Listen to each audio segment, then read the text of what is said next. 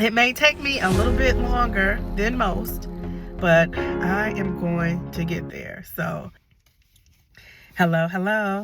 I wanted to talk to you in this video about 7 things that I stopped doing when I was in my 40s and now that I'm in my 50s. And I can just say, no, and no. I was always a people pleaser. I remember as young as my junior high, maybe even my elementary school years, I was always saying yes just to make people happy. I hated to say no. I never wanted to disappoint people. And guess what? Those days are over. And so I am so glad to say that. In this video, I'm going to share with you 7 things that I've stopped doing in my 40s and 50s. And it has really set me free. Now, before we start, I'm going to tell you, number 7 is probably the most important one that has helped me on this journey. But let's start with number 1. Number 1 is worrying what other people think. When I tell you that I stopped worrying what people think, and it has really set me free from my emotions and upset and heartache, I am telling you, it is a game changer. Stop worrying what people think of you. And the main reason you should stop worrying about what people think of you, because 9 times out of 10, you can't change people. You can't change their perception of you. You can't change what they think of you. Try as you might, but most of the time you just can't. And so I say be yourself, be you. And if people like you, they will like you for you. If you start worrying about what they think and how they think and why they think, you're just going to set yourself up for being upset. We have those people in our family that we care about, our support system. And do you care what they think? Yes. But honestly, I care a lot less because I trust myself. I trust my choices. I trust my decisions.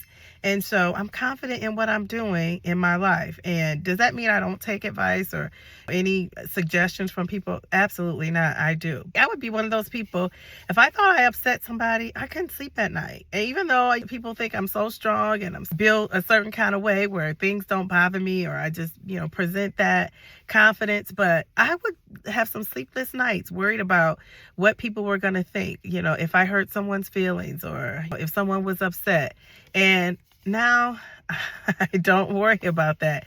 I know I have great intentions and I just go with it. So I would encourage you that if you're at that point in your life where you're wondering why you're always upset and stressed over what somebody else thinks, move on. Join me on that side of life where you just stop worrying what other people think about you.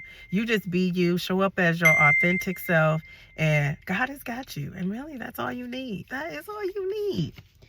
The second thing that I stopped doing was being a people pleaser. I have always been a people pleaser, and that just means wanting to make people happy, wanting to just bring joy in people's lives, and, kind of going out of my way for people. And you learn over time. You go out of your way for people.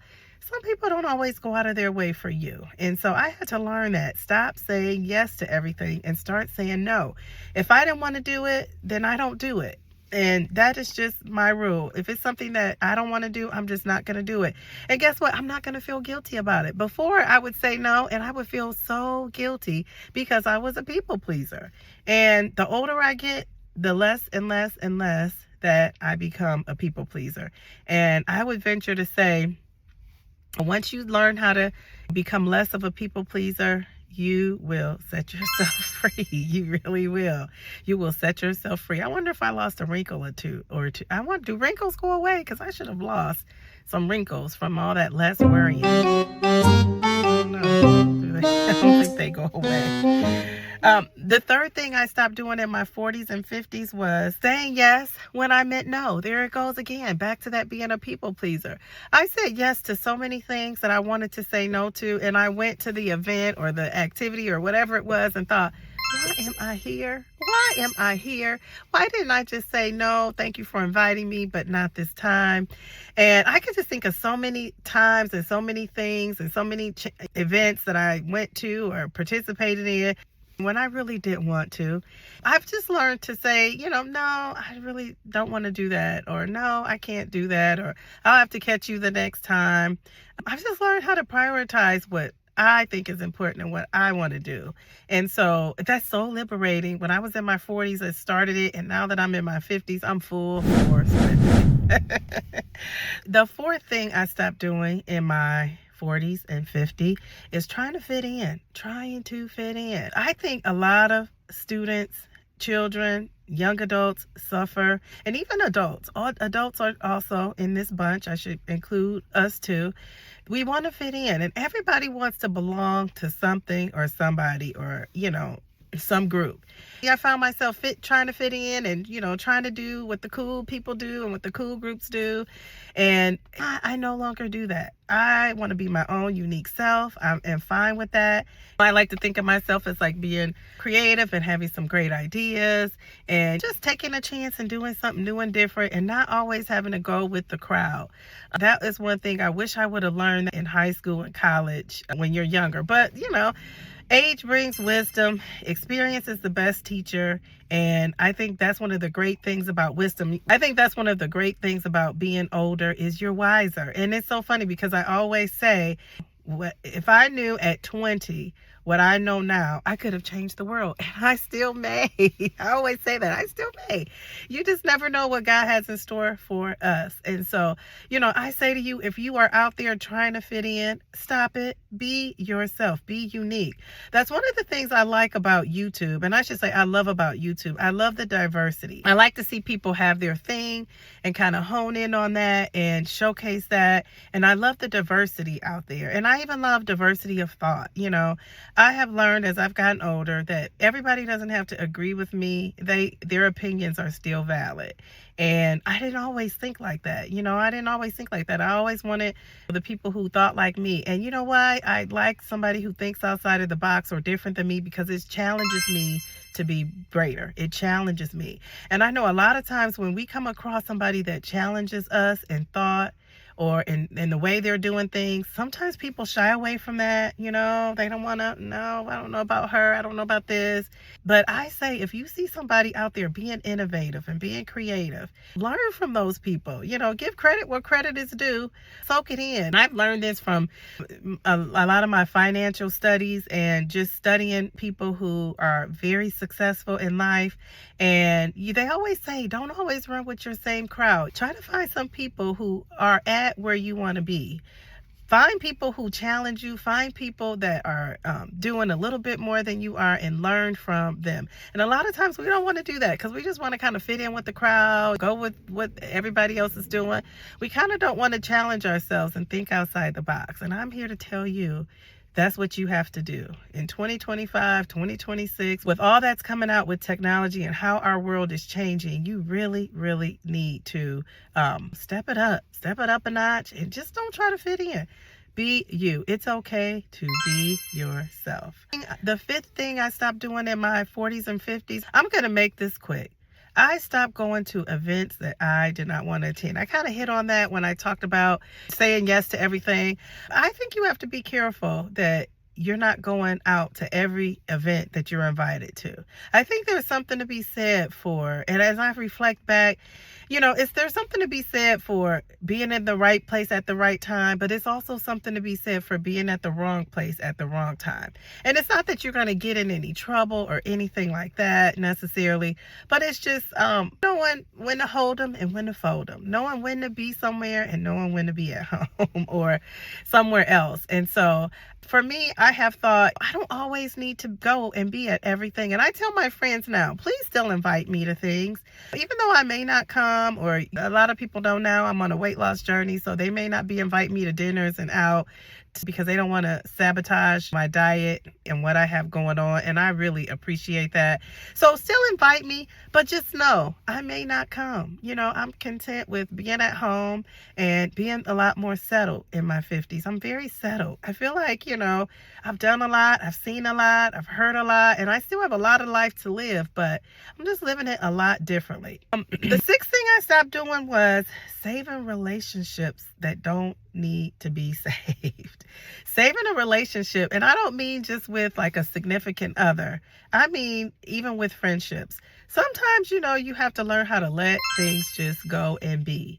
And I've learned to do that. When I was in my 40s, I really learned to do that. And I still have a couple of friends that call me that I just kind of decided this is not working out, this friendship, and they still will call, and I don't really think they get it, even though I've tried to explain it to them. And I just think sometimes you need space, you need time, and you sometimes you just need to move on. You know, they often say there's a reason and a season for meeting somebody and for having the opportunity to get to know someone. And I really believe that's true. I definitely do. I've learned to let relationships go. And as far as like a relationship, I definitely have learned in my 40s, and it took me to my late 40s and 50s to just let it go. You know, you have to know when to let it go and not hold on to it. And I always tell young ladies and women, when you're often with someone that you know is not your soulmate or it's not the person for you, hanging on to that person is just going to really block your blessing from God to bring somebody else in your life. So I say, make that space clean for a new person to be able to come in there. Take that baggage out. Let that baggage go. You know, just get rid of it. That's the best piece of advice that I can offer to you. And you're going to be sad. You're going to miss it. You're going to maybe for a while. But as they say, joy comes in the morning. And when you feel that sense of joy, your happiness is not relying on that situation, you are going to feel so liberated. I always like to tell people I am a joyous person. My happiness doesn't depend on what's going to happen day in and day out. My joy comes from knowing that I am one of God's children. So I have survived some things that a lot of people have not. And the seventh and probably most important thing on this list is I've learned in my 40s and 50s, especially my late 40s and early 50s, not to take my health for granted. Not to take it for granted. And I am so proud of myself. I am 50 pounds down, 51.4. And I decided to make myself and my health and wellness a priority. I'm going to tell you, that was one of the best decisions I ever made. I plan to keep it going. You know, I'm 51 pounds down, but I plan to get down 100 pounds. And I know my family that is in heaven is going to be so proud of me because they wanted to see this for me. I want to see it for myself, and I don't want to get emotional, but I'm going to do it. I am going to do it. I am committed. It may take me a little bit longer than most, but I am going to get there. So put your health first. Make that a priority for yourself.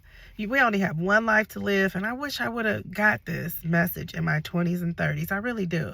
But I have it now, and so I'm going with it now. I have it now. If you're a younger person and you're watching this, get it together. Get a plan. Put a plan in place to get your health together. You can do it. You will do it. This is going to be a great year for you. 2024 is closing out. 2025 is coming in. You can do it. You can get your health together. It seems like an uphill battle. It seems so far away from reality. I felt that, and I still, think like 6 months is a long time, but it's not. My 9 months of health and wellness has gone by so quickly. I'm like, geez, where did the time go? And so we got this. We can do this. We can do it. I am rooting you on. If you are not subscribed to my channel, subscribe to my channel. Follow me along on my journey. And remember, it's okay to say no. Thank you for watching, and see you in the next video.